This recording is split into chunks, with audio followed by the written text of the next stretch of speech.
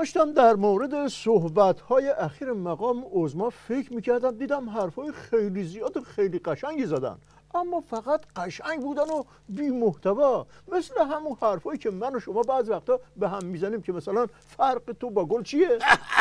گل تا حرف داره تو حرف نداری، یا مثلا فرق تو با دمپایی چیه؟ یعنی دمپایی لنگه داره تو لنگه نداری؟ یا همون فرقون و پنالتی و دریای علم و حلم و از این حرفای کشککی که همه میفهمن پوچه و خوربقه رنگ کردن و جای قناری فروختنه. میخواستم بگم مقام عظما چرا بدبختی‌های اصلی و مصیبت‌های نظام بهش نزدیک نمیشه؟ سبکو میرن ناکس، توی مقدمه بود گفتی یا کنده مقام عظما رو گرفتی کشیدی بردیش رو پل طرف یکی بهش زدی تازه به منم داشتی جسارت می‌کردی. قربونت برم، نظام داره از دست میره. اون از مجلس، اون از ورشکستگی اقتصادی و تحریما، اون از دست رو شدن تو کرونا و اون از عراق و سوریه و لبنان و یمن که همش داره از دست میره و اون از آشولاش شدن برنامه اتمی و اینا همش به کنار. ای دکتر همش داره شورش میشه، دشمن قسم خورده نظام ولمون نمیکنن. اینا تا اش مرگ مقام عظما و نظامو نخورن دستوردار نیستن. روزی نیست که نیروی انتظامی نگه کلی سلاح پیدا کردیم، هر روز تو خیابونا یه بسیجه یه آخوندی دراز میکنن، یه جای آتیش میزنن. مقام عظما باید اینا رو بگه که چه خاکی میخواد سر نظام بکنه.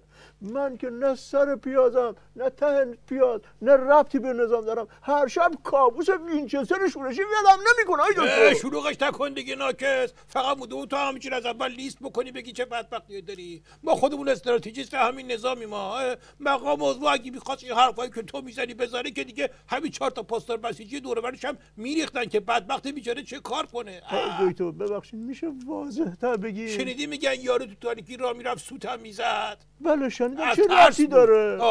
اینطوری طفلی رو مقام عظما رو نگاه نکنی ها، زهرش داره آب میشه بدبخت. این که بعضی وقتا به تشری میاد واسه اینی که همینو یه خورده بپوشونه. اگه بگه میترسم که کسی واسش نمیمونه، اگر همش تنوره بکشه دوره از اون کسی تحویلش نمیگیره. مرحوم ابوی همیشه میفهمودن به بهادر عرض میکردم، بله میفهمودن که یارو با باباش داشتن فیلم ترسناک نگاه میکردن. یه دفعه بی هوا بابای برگشت خوابون زیر گوش پسره، گفت چرا میزنی؟ گفت اگه بفهمم به کسی گفتی که من ترسیدم بازم میزنم. آیا دکتر ممنونم بابت توضیح روشنگرتون که خیلی از تعاملات مقام عظما با مجلس اینا رو روشن کرد. ولی خودمونیم این نماینده های مشنگ مجلس چرا حرف مقام عظما رو گوش نمیکنن؟ مگه عظما با اون همه آبروزی مجلس رو یه دست نکرد که اینها از حرفاش حساب ببرن و بترسن ازش؟ خب قربون برم اونا واسه خودشون 7 خطایی هن، از پشت کوچه نیومدن، حالیشونه که کدوم تنوره کشیدن ها خالی بندیه کدوماش راستاسیه. محکم بشین یه چایی هم واسه خودت بریز که یه قضیه استراتژیکی رو همچین قشنگ واسه تعریف کنم. یه کلا فروشه موقع رد شدن از جنگل زیر درختی گرفت خوابید، بیدار که شد دید یه عده میمون کلاه رو برداشتن، داشت فکر میکرد که چجوری کلاه رو پس بگیره، همینجوری داشت کله رو میخاروند و تو فکر بود. یهو دید میمونا تقلید کردن دارن کله میخارونن، یه فکر به یک زد به کلهش، کلاه رو برداشت از سر خودش، اونا همه کلاه رو برداشتن، کلاه رو پرت کرد پای درخت، اونا هم تقلید کردن پرت کردن پای درخت، اینا را قشنگ کلاه رو برداشت رفت پی کارش.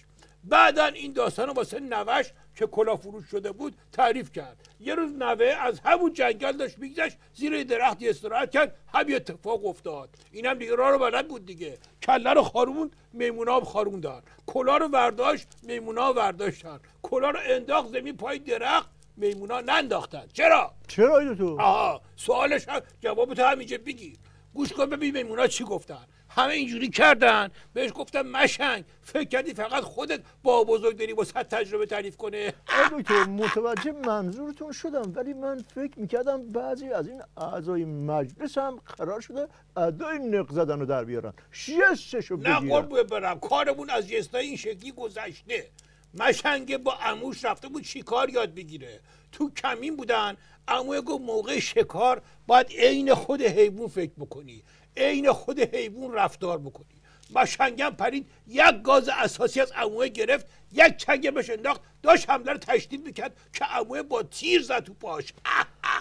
دکتر یه سب کن ببینم روشن شده یا نه میخوای بری سر سوال یه بعدی؟ سوال دارم که میدونم از اردن اسم سوژهش ناراحت میشین ولی مجبورم این سلامی مشهد با این که به آماده باش دادی بازم اسم سلامی رو که آوردی بیا این پوستم کهیر آی دکتر این مگه مسئولیت هارت و پوت تو نظام نداره پس چرا میذاره روزی 2 تا بسیج و پاسداران بیان تو تلویزیون با سر و صورت باد کرده بگن مردم ادبمون کردن ضایع میشیم که اینطوری پوزدار کردن شرایط داره نداشته باشی ضایع تر میشه از قدیم گفته قبل از قیافه گرفتن چک کن ببین قیافه داشته باشی ولی اون اولی همیشه میفهمودن بزن بهادر عرض میکردم بله میفهمودن 3 تا عقاب داشتن واسه هم خالی میبستن یکیشون پرواز کرد 5 دقیقه بعد برگشت با چنگالای خونی گفت اون گله گوسفند ببین اون پایین گفتن آره گفت همه رو من کشتم عقاب دومی خواست کم نیاره رفت نیم ساعت بعد برگشت با چنگال خونی و منقار خونی گفت اون گله گاوو میبینین